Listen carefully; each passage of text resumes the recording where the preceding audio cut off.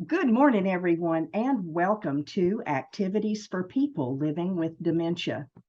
We're proud to offer this series with funding from the Area Agency on Aging and the United Way of Tarrant County. Some of our programs are recorded and some are made available for viewing through a YouTube channel for future use. To find us on YouTube, type in Dementia Friendly Fort Worth. Click on our logo, which is the longhorn with a blue background, and click on the word videos. I am Martha Brown, your host for today's activities. Our Wednesday lady is Peggy Spier from the Amon Carter Museum of American Art. Today, she's bringing us the topic of kitchens. And as is usual, I never know what she's going to share, so let's just peek in and see. Peggy, Right. take it away. Right. All right, here we go. Let me make sure I can see all of your faces. Okay. So we're going to start here. This artwork actually just came off view in like the last week, and I didn't realize that. And I went to give it a tour, and I walked in the gallery. I was like, where did it go? So, this painting is called Chloe and Sam. What do we see? See two ladies working in the kitchen. We do see two people. One of them is a lady, one of them is a man. Oh, you did say Sam, right? Of course. I thought Yeah. that's Math or Isn't that something. Isn't that a wood burning stove? Yes, That- it's yes. a cast iron wood burning stove. A Ben Franklin stove, right? Is that what they're called? That's what I grew up calling them. Hi, Joe. Hi, good morning. Good morning. And So, the yes. woman is ironing. I You're think right. she's ironing. Yep, she's right here. She's ironing. Mm-hmm. They're What is- indoor. Oh, go ahead. What does Sam have in his right hand? A lid to a pot. To a pot, yeah. Or And she's it also could be this pot. using that. She's also using that stove to heat up the iron, right? Yeah, there's another iron. She got another iron that she's heating up. Yep, right here. Yeah, so this is a very domestic scene. I mean, we are in the interior of their home. Both of them are engaged in different activities to keep the household kind of moving forward, right? Mm-hmm. So this a little bit about the artists and the people we see. So Sam was a real person, Sam Jones, and he was an emancipated enslaved person living in Plymouth Meeting, Pennsylvania.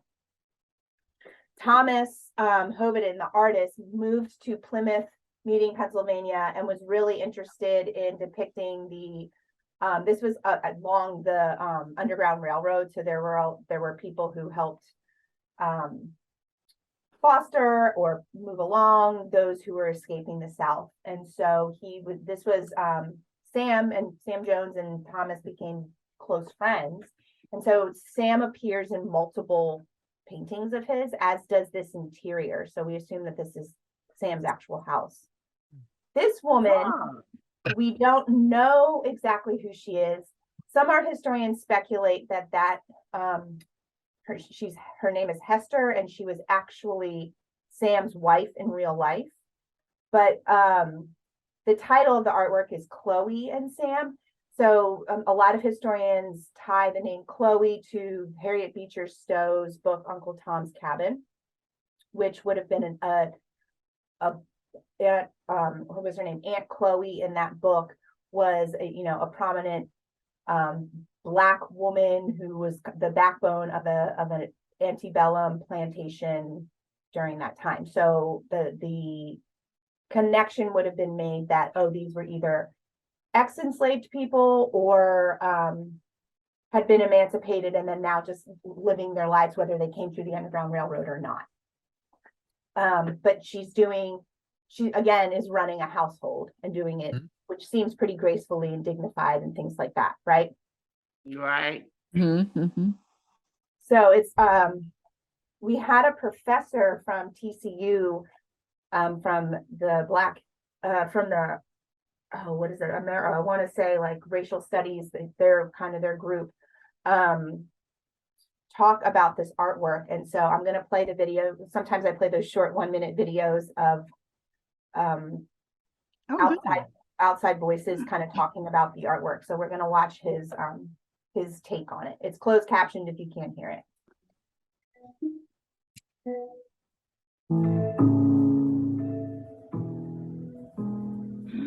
So with Chloe and Sam, we have here a picture that shows the interiority of the African American experience.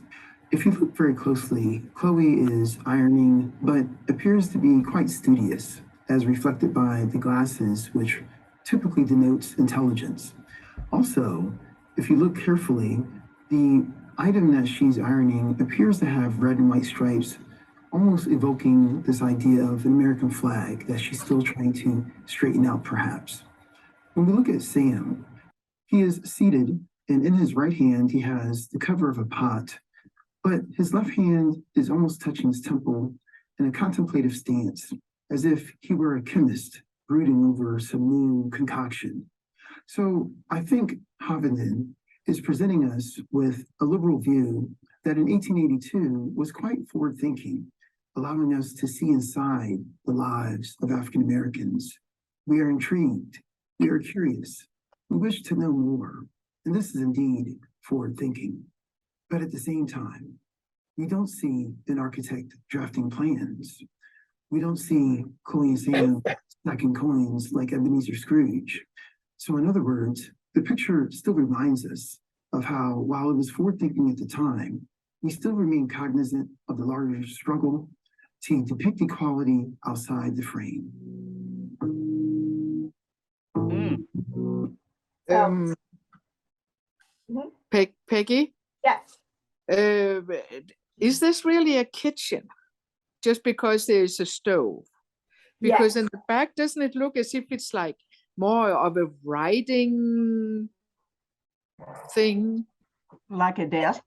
Yeah, like Yeah, it could have been like a hutch or something, but this wouldn't have been a very large or luxurious type of home. Probably, you know, you can think of this time, and it probably would have been a maybe one room type of place. Right.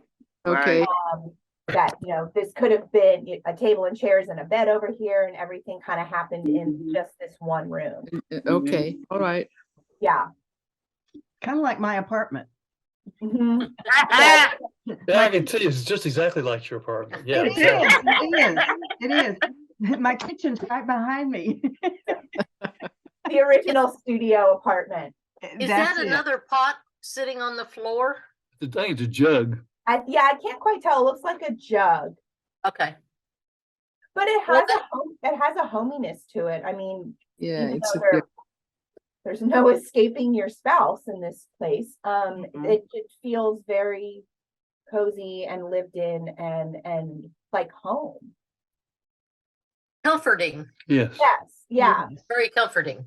When we've talked about this painting, when we were talking about it earlier this month before the painting went away, we've often talked about you know, recipes that we would make or that families have, and some of us even exchanged recipes. But this, to what Dr. G was saying, this idea of, is he contemplating what's in the pot? Is he contemplating a new recipe? Is he contemplating just kind of, or encouraging us to contemplate this larger picture of what is freedom? What does it mean to be emancipated? That type of thing. So are there any recipes that you guys make routinely that you don't even have to think twice about? Cornbread.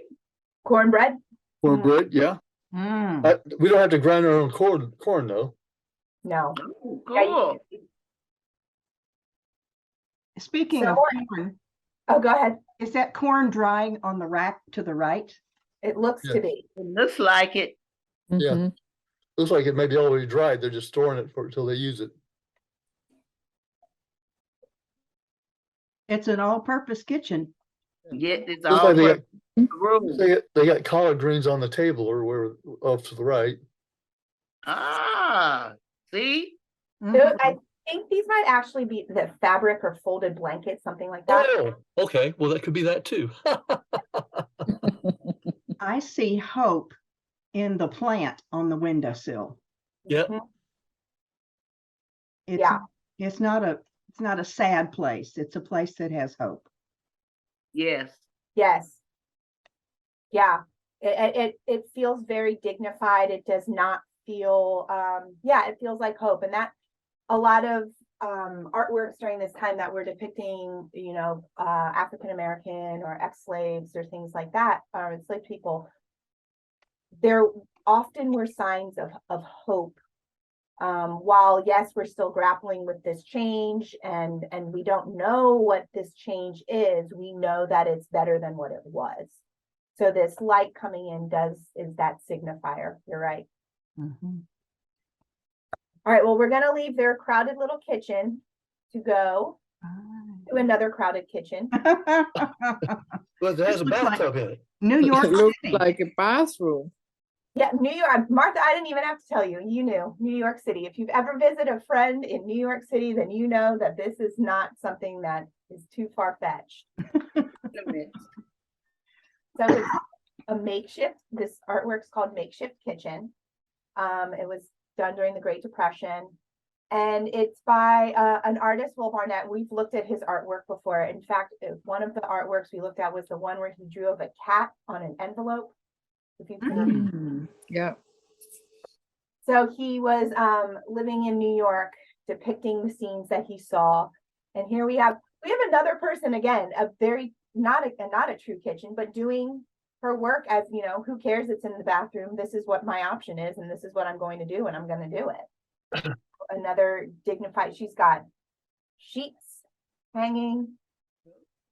There's all even a over. fitted sheet. A fitted sheet, yeah, maybe over here. Oh, on the right. Mm-hmm.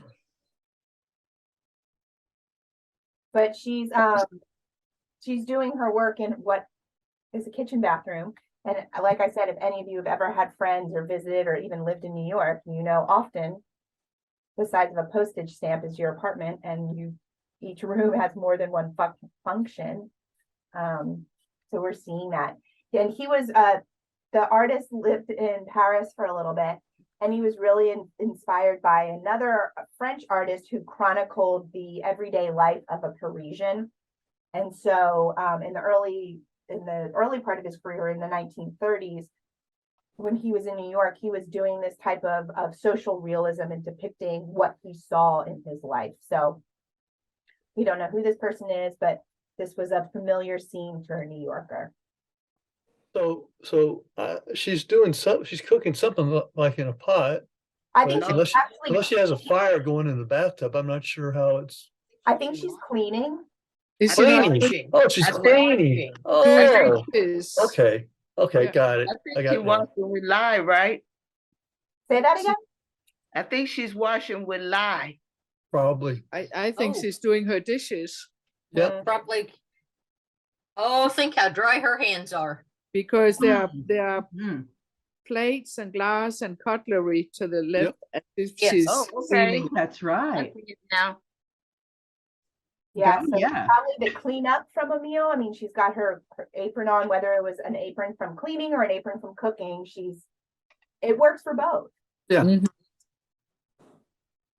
And yeah, I mean, she could have easily had the water. That's where her sink was. So here she is. She's washed everything in the tub, and now she's put a big, piece of wood over top of the bath and converted it now into her wash, where you can see the Yeah. pot Mhm. upside down to dry or whatever.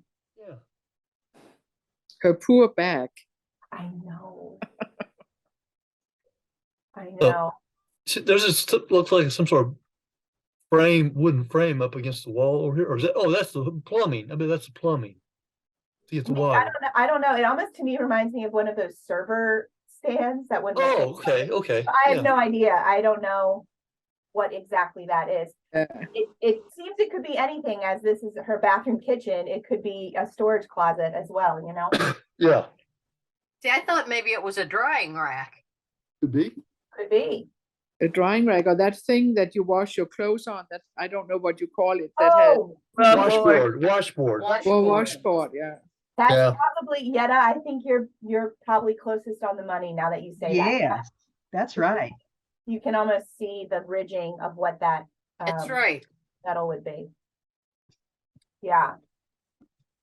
So if you don't love your kitchen, you probably love it more than you would love this kitchen, right? Yeah. So now, again, guys, I think everything is black and white again, except for that first one. Oh, no, we've got one in Elliott Porter. That's colorful. Okay. This one I just thought was such a, I don't know, a relatable, darling photograph of in the kitchen. This by photographer Clara Siprel. And we see a young girl sitting on her grandfather's lap with her grandmother in the chair next to them, and they're playing some sort of card game or doing something school related. And I feel like even though we're not seeing, we can see a kettle over here, there isn't someone actively cooking.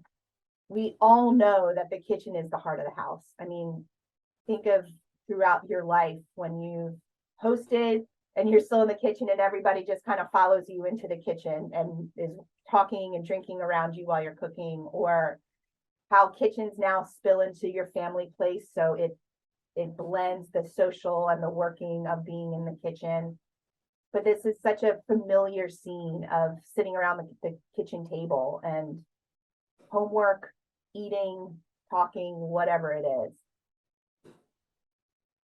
And so we've looked at her photographs in the past. She was a pictorialist, which means she's using that soft lens and then using a lot of light, everything. There's not hard crisp. It feels kind of nostalgic just looking at the way she developed and took the picture. That's a great way to say that, nostalgic. Mhm. Mhm. Yeah, I mean, it looks like the focus is on the grandfather and the little girl. Even the grandmother looks like she's a little out of focus, and the background is clearly not in focus. Yeah, and that's the pictorialist aesthetic. It was really to capture the feeling, not the facts of it. So Yeah. If it were very crisp lines, it would feel very different. It would have that social realist, documentary type, journalistic type of feel to it. And that's not what she's going for. And this style of photography was really invented to elevate photography from just a documentation type of medium to an actual artwork. I mean, not that it wasn't art before, but make it on the same level as paintings and sculpture. How big is this? Do you know? Yeah, this one is 8x7. Oh, Oh, And so she spent her summers in Vermont. She was Canadian, lived in Buffalo. She and her brother worked as photographers together. Then she moved from Buffalo down to New York City and opened a portrait studio. So she was really, really well versed at taking pictures of people and trying to depict or capture their likeness. And then in the summers, she would go up to Vermont, and eventually she moved up to Vermont, and that's where she spent the rest of her life. So we have not identified who these people are, but people knew who she was, and she would take pictures of, people in town. All right, and she was using an 8x10 camera, so these people were very aware their picture was being taken. There was no no being a fly on the wall, huh? absolutely not. And they have to sit pretty still for it to work. Yeah. Well, so this, excuse me, this does have an element of being posed, but it doesn't feel superposed. No. If it's posed, it's just for posed in a scene that looks like they would be normally doing something. Yeah. Mm-hmm. I feel like we're in my own grandmother's house, just walking through, and we come upon this. Yeah. Yeah, I mean, and again, it feels really homey. We've got a backpack hanging here, kind of other things lining the table. I mean, our kitchen table growing up, that was like the dumping spot for things during the middle of the day. You just kind of put things on the table and whatever. Yes. Mm-hmm. But here, yeah, it's just life. There's nothing, significant about it. It's just life. And she never retouched or enlarged images. So she was really good at framing what she wanted, getting what she wanted in the picture, to tell whatever that story is she wanted to tell. She was really good at it. And she was. We have her archives at the museum, so we have a lot of her photography. And then we've got another sweet little baby on a table situation. So this is another photographer we've looked at, and she's this photographer, Nell Tudor. We have her archives as well. She's really well known for these mother and child photographs. She has a book that she put together in the 50s. But here we have Bethany and Tasha Tudor, and Tasha Tudor was a very famous children's author. And they're at their kitchen table at their farmhouse in New Hampshire. And Nell Tudor and Tasha were really good friends. In fact, Nell Tudor was the godmother for this little Bethany in the picture. And they lived together during World War II while their husbands and sons were off at war. And so Nell took a lot of very sweet and intimate pictures of Tasha with her children during this time. And so this is one of them where, again, it's just such a relatable scene of the mom working at the kitchen table and a little Bubba with no bottom down standing on a chair trying to get involved in whatever is happening. Yep, looking at it. Peggy, Reading a cookbook. Yeah, or I can't tell if it's a cookbook or like a pan or something. I can't quite Oh, tell. maybe Yeah, maybe. could be a pan, yeah. But you can tell that that Tasha is doing something, and this little girl is like, I need to get in on whatever is happening. Yeah. Peggy, does this happen in your house? Oh my gosh, the amount of times I say bottom down, yes. I literally left the room for a second today to go get a ponytail holder for my daughter. I came back in, she was standing on the counter holding on to like a chandelier. Oh, Hey, Like she did that so fast, I'm still trying to figure out how that happened. But just kind of exploring their environment. yeah, mhm. yeah. If it was a And boy, he'd be hanging from the chandelier, I'm sure. you know what, in most cases, yes, my daughter is the daredevil of the family, and my Okay. son will encourage her to do what he wants to do but won't do. So he's the instigator and she's the performer. Oh, But yeah, I mean, this is like, I'm sure you even have memories as a child climbing up into the chair, leaning on the table, see what's going on. yes. Mm-hmm. We used to sit on phone books. Yes, this Back when there were phone books. booster. Yeah. Mhm. Now we didn't have those plastic things for your bottom. Yeah, we have those boosters.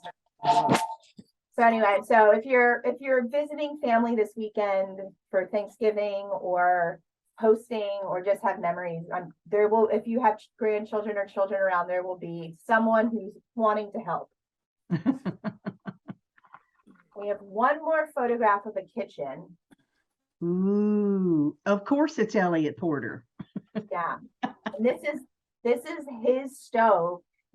So we've talked about this in the past. They had his family, his dad built a house, a cabin, on this little island off of Maine, and their family actually owns the island. Wow. And so this is the house that was built, and the cast iron, that stove that was initially put in whatever 1913, I think, is when the house was built. And it's still, I was reading like some Architectural Digest thing, I got into a real rabbit hole. It's still in the house and still is functioning to this day. Wow. Mm. So No kidding. Weighs so much, nobody wanted to ever move it. yeah, man, that would be you need like 10 men to get that out of your house. No wonder it's still there. Mhm. I can remember reading some recipes in my childhood that would talk about when you were baking something, how you would either want a quick oven or a slow oven. Hmm? They wouldn't give you a number like 375 or 250. And it was because you had wood in there. Yep. Yep. A slow oven would be something that was banked and red and Right. glowing in embers. And a quick one would be just throwing it in and getting it started. Uh-huh. Oh, how interesting. Yeah. Oh my goodness. And like, think of today, I mean, and maybe this is true of these, but like, you probably know, like, oh, that back right burner will get faster than the heat up faster than Yes, the front yes. left one. I mean, like, you Yeah. know, your stove has a personality for sure. So you can Mhm. only imagine the personality this behemoth of a stove has. Yes. And it's a 6 burner. That's right. Man, that would be the place you want to cook Thanksgiving, huh? Yeah. So I was asking Myra here, what Mhm. this white thing coming into the back of the stove is. Mm-hmm. And she was suggesting maybe it was a gas line. The Oh, stove would be maybe, converted to yeah. gas. Yeah, I don't know, because it looks like there's two of them, really. Yeah, it does. Yeah, and this could even be the tank right here. Who knows? Yeah, exactly. Mhm. Ah. Yeah, I don't know. It's not pulled out enough for us to tell, but by the 80s, for sure, they've had to Yeah. have updated it quite a little bit at least. Yeah. But of course, you know, this is just something so every day you see mundane, but it's such a part of the house. And he keeps your eye, I mean, these pops of red Mhm. Mhm. within the frame. And, you know, it's mimicking the beadboard behind it. It feels lived in, even though there's no one, we don't see anybody per, you know, his style. We don't typically see people, and we don't typically see hand of people, but here we see hand of people. Mhm. So it's got a thermometer on the front of the oven too. Mm-hmm. And look, some Oh, good eye, Don. Be a recipes pressure cooker. down here. Yeah, I don't know. depends. Yeah, a Union Crawford. I don't know anything about that company. Well, it's a behemoth, all right. It is, yes. And I love the way he does the red. Mhm. Yeah, yeah. You know that this wasn't just the way this kitchen was. He took a lot of time to set this up. He might have, but sometimes he was so good at also framing and capturing things and waiting for that moment in nature when things just kind of presented itself. So you never know. I don't know anything more than he could have staged it, or he could have walked into the kitchen and been like, bam, this is the picture. I'm taking it right now. It certainly could have been, yes, just like nature. Yeah, because they summered every summer he and his family would live up. I think he had 4 kids. They would live up in this cabin. So it was, Mm. it might have just been July 20th was the day the picture called him. Mm. Just like Gail's kitchen, all in red. That's Oh, right. yeah, that's Oh, right. yes. Let me get a picture of this. Don't go away. She will love to see this. Thank you for reminding me that this is something Gail would love. And the red striped towels in the back. Mm-hmm. Yes. Wait, okay, so I got it. Thank I'm you. gonna pull up the web page where you could see inside part of their cabin. It was an article. Hopefully I can find it. Maine Homes artist. I'll have to find it and show you guys next time. It was the coolest. You could see the inside of all of these different artists that lived in Maine. Maine has always been a very popular destination for artists.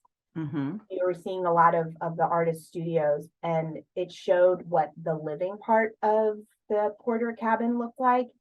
And it was like not what you would at all expect. There were there's a big dragon hanging from the ceiling. It was very interesting. Huh. And you can kind of see into the kitchen, but you could see all these other artists, like with each, you know, like how some of those like Southern Living magazines are, where you like see one kitchen, then scroll to the next kitchen. So you could see it. We need to move. So would you like Google Elliott Porter's cabin on Great Spruce Lake. Yeah, Great Spruce Head. Okay, Maine Homes, artist, Elliott Porter. And I just had it pulled up yesterday. I'm surprised it's not pulling back up. Let me sorry, y'all. Let me see if I can find it in my history. We are happy to wait. That means we get you for extra minutes. Ooh, Yeah. You're That's always such a busy lady. I know it's like dead around here today. It's almost kind of eerie. All right, here we go. Let me see. We're getting closer. Are you open today? Of course you We are. are, yeah, we're open today. We're closed tomorrow, but we're open on Friday. So it's actually really busy in the museum part of the front part of the building. Mhm. Okay. Man, spent a lot of time on the internet, guys. Do, do, do, do, do, do. Here we go. Here we go. See, I start singing and she finds it. I know. Thank you. That helps. All right, now let me share it so I can share screen. Here we go. Okay, so you can see Maine Homes is the behind the canvas. So these are like other artists that are living. Looks like Marston Hartley. No, it's not. At this house, I just Ooh. died for. What did you look up to find this? I don't know. It doesn't tell me what I typed in, but it's Maine Homes and it's studio visits behind the canvas is the article. Okay, thank you. You should subscribe to it.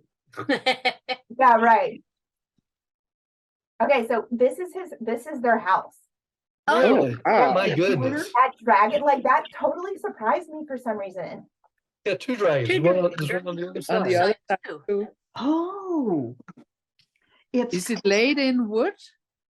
I can't tell. It looks like it, and then because he's from a family of artists, I'm sure someone painted from their family, Could be painted, yeah. and you can see into their kitchen. Mhm. I'm assuming their kitchen. the color of the floor does not surprise me at all. No. That's him. Mhm.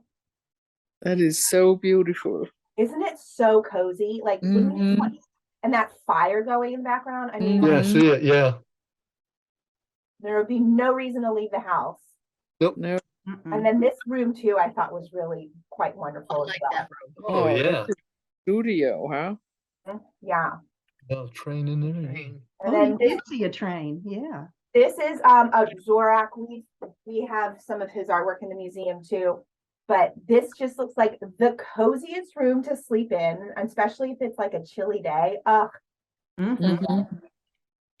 He was a sculptor, you can see some, but all of them have these boats. Like every single one of them has a boat somewhere. So Yeah. probably go to the antique store and you can find one easy. Well, it's an island in Maine. It's Yeah. it's gonna see a lot of boats out there. Yeah, and then this one we're not seeing a boat, but here the Wyeth house, that's their big artist family. Oh, Andrew. So, Okay. yeah. So this one I would love to see inside, wouldn't you? Mhm. Yes. Anyway, so sometimes I go down wormholes that I didn't know I was going to find when I'm researching artwork or for you guys. And this one was like, see, there's that boat. This one was just one of them where I'm like, oh my gosh, how cool. Mhm. I think we just need to buy a cabin in Maine and make it as cozy as possible, and we can all summer there. That's right. Yeah. You know, I need to call my apartment a cabin so that That's right. That's right. kitschy You automatically. need a boat, Martha. Yeah, you need to get a boat and paint a dragon somewhere, and we'll be up in Maine in A no time. boat and a dragon. Okay. Mhm. All right. All right, guys. Well, those are our kitchen images for the day. Next week, we're going to look at portraits by an artist named Carl Bodmer. Carl? Carl Bodmer. Yeah, so we have an exhibition right now from the Joslin in Omaha, Nebraska, of paintings of American Indians that are up along the Missouri the northern part of the Missouri River. So stunning portraits we will be looking at next week. Awesome. Oh, Miss great. Peggy. Give all of your family a hug and a kiss from us and Thank have a you. relaxing Thanksgiving. Thank Yes, you. I that's hope right. all of you have a relaxing and yummy Thanksgiving, and I will see you all next week. Yes, Oh, you Yeah, Thank you, bye-bye. Peggy. Bye, Bye. friends. sweetheart. Have Bye. a good day. Bye-bye. Well,